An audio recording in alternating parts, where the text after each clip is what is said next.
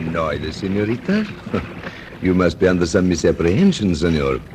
I bring to her only the message of her father. He would like us both to join him in his cabin. How can this annoy you, senorita?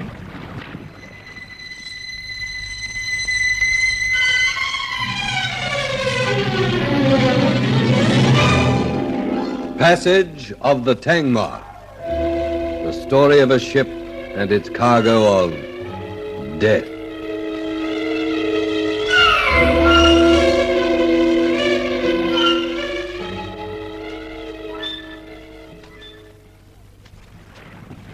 I'm tired of being followed, Senor Pepe. Ever since we left Panama, you've hardly left me alone for a moment. When we sailed, you were a perfect stranger. That's how I wanted to be when we reached Jamaica.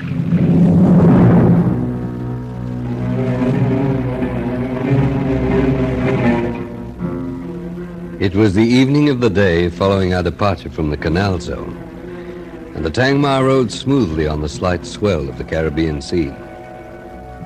Colonel Hacking had insisted that I remain aboard for the run to Jamaica, and that I be present when the Wherryman will was read in the presence of the remaining beneficiaries. But at Panama, a certain Senor Pepe had come aboard for the last stage of the voyage, and it was obvious that he'd been pestering Sharon. I looked at the smooth-featured face adorned with the ghost of a mustache and the white, even teeth of Senor Pepe, and he filled the bill. A gigolo. And Sharon was the only woman aboard. But even then I had the suspicion that somewhere behind Pepe's insistence, I could detect the unsubtle hand of Major Challoner. Shall we go, senorita? You will excuse us, of course, Mr. Kent. I think that the lady made herself quite clear, Pepe.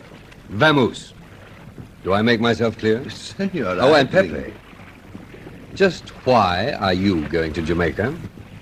A holiday only. I like to travel. On the Tangmar? Well, my cabin is comfortable enough. You appear to have struck up a friendship with Major Challoner darn quickly. Well, with only the Major and Mr. Tucker aboard, that is not difficult. You may not be aware of the fact, but Miss Challoner and I are to be married. My congratulations, senor. Senorita, I had no idea. The Major didn't mention it. That's not completely surprising. Well, I trust I have not offended you too deeply, senorita. I apologize. Senor Pepe, Sharon, we're detaining Senor Pepe. He has an appointment with your father. Good night, senor. Oh, good night, Mr. Kendall, Senor Sharon. My apologies again. I should not wish to intrude. Sharon, did you see Pepe come aboard? Yes. Goddard told me he'd asked for a berth. And since then, he spent every available moment making himself agreeable to me. That is when he's not with my father. He seems an odd fellow for your father to know. Foreigners to father have always been the bottom of the barrel. He's convinced that the world should be made up of Englishmen. Oh, let's forget him. What do you think of Hacking? I believe he had a chat with you. I felt like a specimen under a microscope. But I think he approved. He'd better. Why did he want you to go on to Jamaica? Well, didn't he tell you that? No. He came to my cabin as I was packing to go ashore, pointed out that as you were remaining aboard, it was rather a waste of time. I don't think he really dislikes women at all. He's probably scared stiff of them. Dirk, I can't believe it's over. That we can stand up here on deck and know that we're quite safe. Know that there's no one watching our every move. Even they sound different, comforting. Sharon, supposing you were to find that your father wasn't going to inherit a fortune after all. What do you mean? Would you still feel the same way about marrying me? About leaving him? But he is going to inherit a fortune. Why do you ask a question like that? That doesn't answer my question. Well, it's a silly question. Of course I'm not going to remain with him. I couldn't now. That's all I wanted to hear. You happy, Sharon? Oh, wonderfully. But I can't help feeling a little guilty that I'm so happy. Guilty? Because of Alona and Dr. Lawler. Oh. Did you see him to say goodbye? No. He flew back to Sydney from Panama. And now there are only two of them. Two men to inherit £1 million between them. Yes, I hope so. Dirk, what do you know? That's the second time that you... Nothing, Sharon. Forget it. I don't know anything. I'm only hoping that Colonel Hacking didn't either.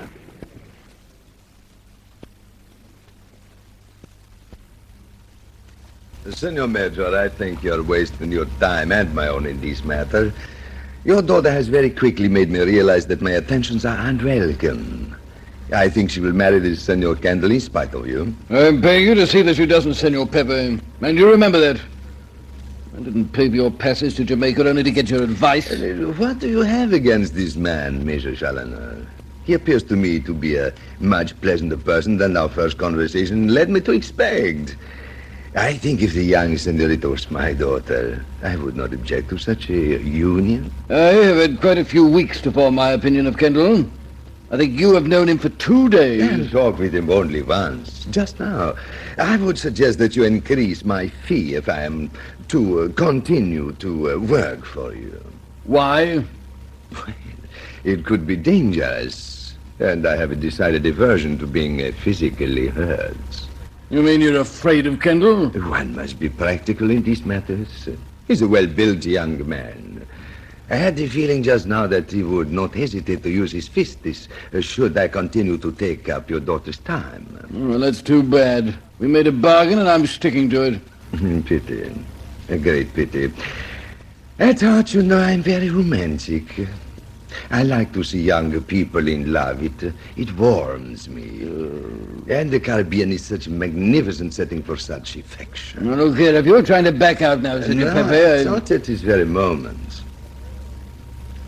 Tell me, Major, what will you do with your portion of the Wherryman estates?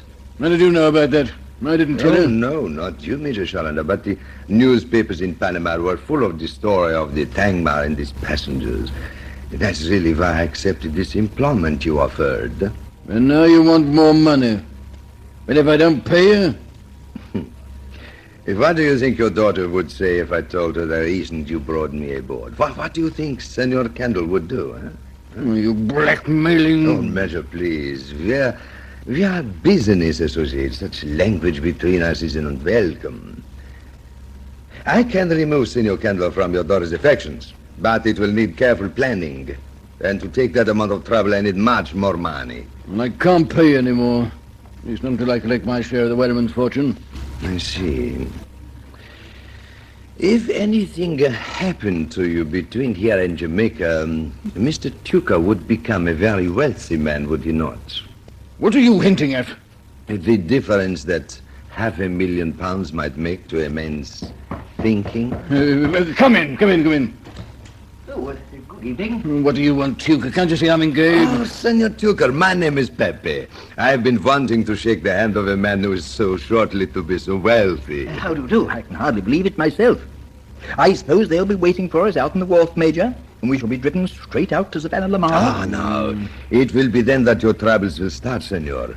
The moment you receive that money, you will be in danger. Oh, why? Well, the Caribbean is a hunting ground for the worst kind of criminal. And a man with £500,000 is bait that even a pleasant criminal would find hard to resist. Then I shall hire a bodyguard. My point exactly. My services will be at your disposal. Well, but... Now, look here, Senor Pepe, I have no... Suddenly, bodyguard. Major Challoner, I find the prospect of working for Mr. Tucker will enchant me much more than my employment with you. I hadn't really thought. You see, well, until I get the money, I'm a poor man. Well, I can't wait that long. I'd better start my duties immediately. We shall go to your cabin, senor. Oh, will we? But I was just going to take a stroll around the Then deck. I will escort you. Senor Pepe, come back here. It's too late, I'll pay you senor. more. You know, you've just offered it and I have refused. You see, our dealings are at an end, Major Challoner. I shall regard your payment of my passage as the settling of our accounts. I thought you said you didn't like being hurt. You make somebody good. Well, that wasn't your employ. For Senor Tucker, should the occasion arise, it will be almost a pleasure. Good night, my dear Major.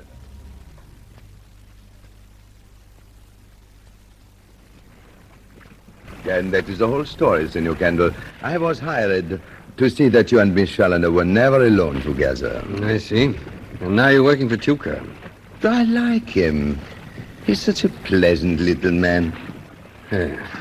Now, what exactly is your interest in the Wherryman fortune? Well, who would not be interested in all that money? There are 2 men on this ship, each of whom stands to gain £500,000 upon arrival in Jamaica. You came aboard in the employ of one of them, now you're working for the other. I can't believe it's because Tuca appeals to you that much. How long is it since you were in Jamaica?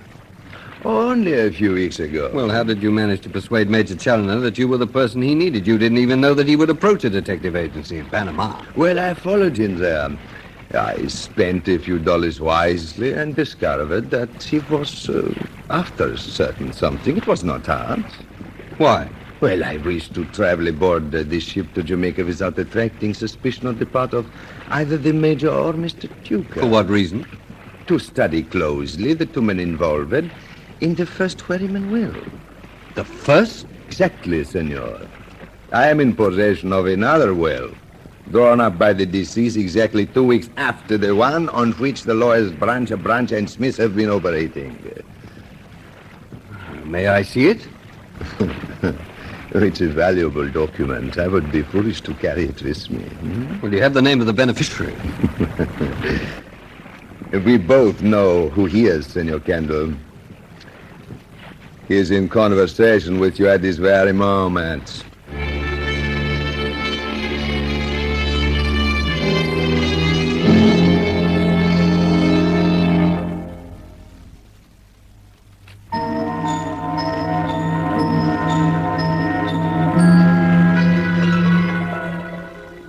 I'd misjudged, Senor Pepe. This was no ordinary gigolo. And if he was right, and there was a later will in existence, Major Challoner and Edwin Tuca had traveled halfway across the world for nothing on this passage of the Tangmar.